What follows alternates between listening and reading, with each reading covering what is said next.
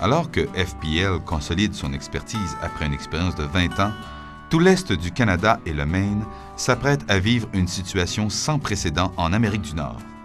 La grande épidémie de tordeuses des bourgeons de l'épinette de la fin du siècle.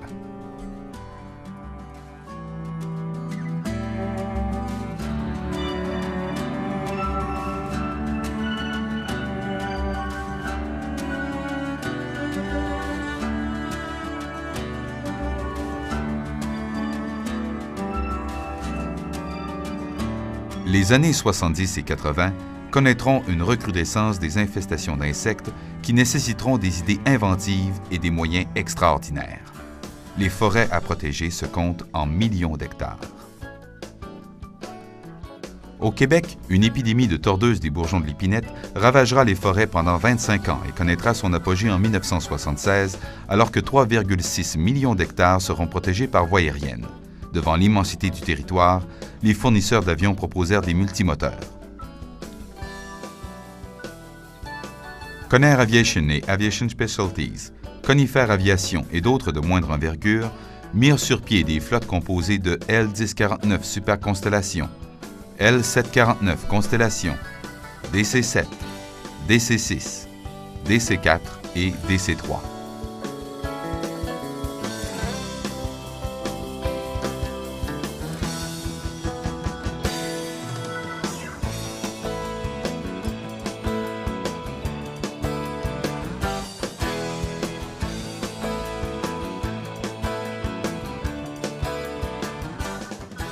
Ces avions sont équipés de systèmes de navigation par inertie, ou INS.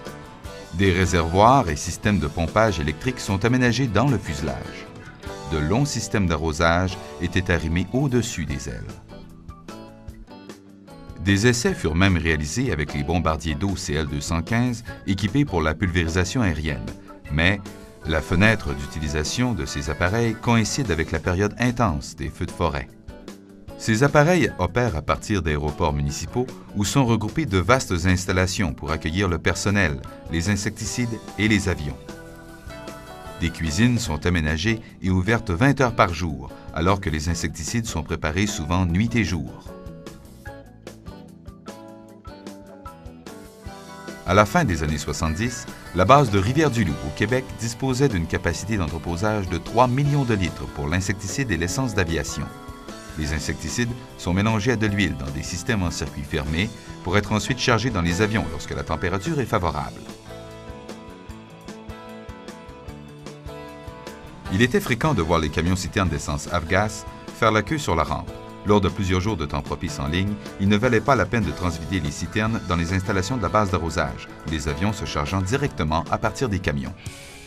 Les travaux se déroulent habituellement en juin, et le personnel vit alors au rythme des pulvérisations qui ont lieu au début et en fin de journée.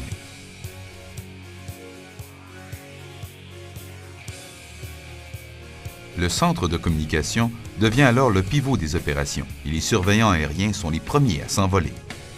Ils vérifient les conditions atmosphériques qui prévalent au-dessus des blocs d'arrosage. Toute précipitation, toute turbulence et des vents de vitesse moyenne peuvent compromettre les pulvérisations. Les équipages programment alors les systèmes de navigation par inertie. Les conditions sont clémentes. Les surveillants aériens déclenchent l'opération. L'ordre est relayé à toutes les équipes. On fait le plein des réservoirs d'insecticides et l'on se prépare à décoller.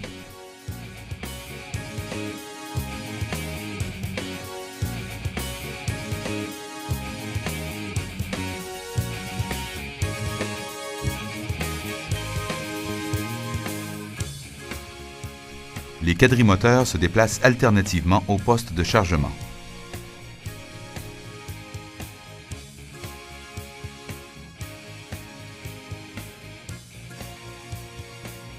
Il faudra compter environ 8 minutes pour faire le plein d'insecticides et la charge variera de 10 000 à 16 000 litres selon le type d'avion.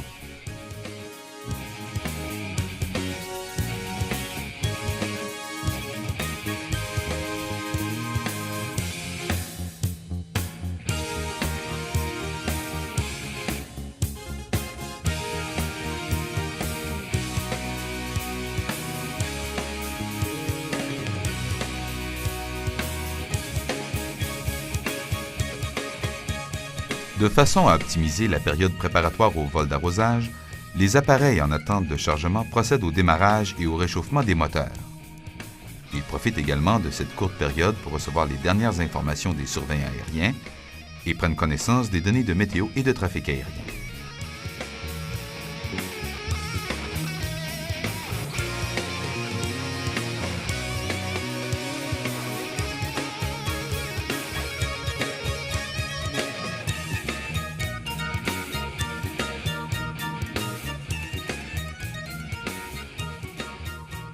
Le décollage est une phase cruciale du vol et les quadrimoteurs requièrent une piste asphaltée de plus de 1500 mètres de longueur.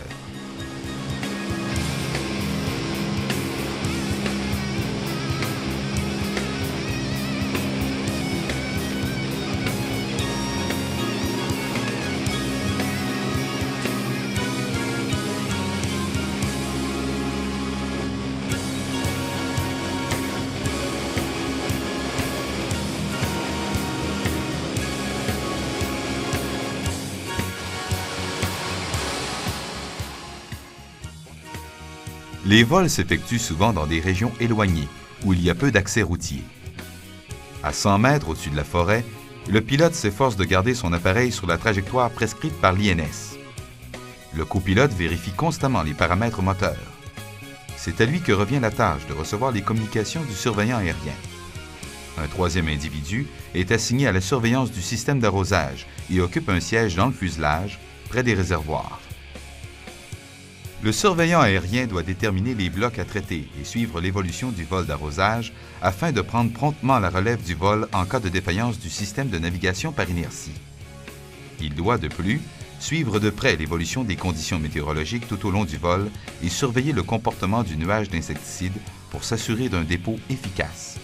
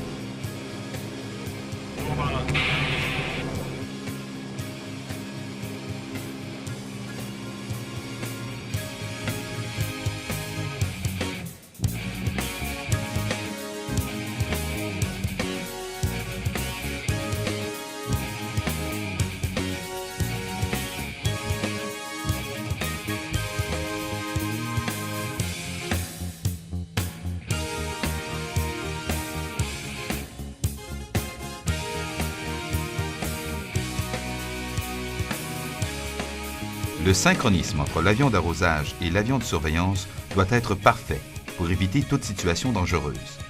Une telle harmonie se bâtit entre les équipages tout au long du programme d'arrosage.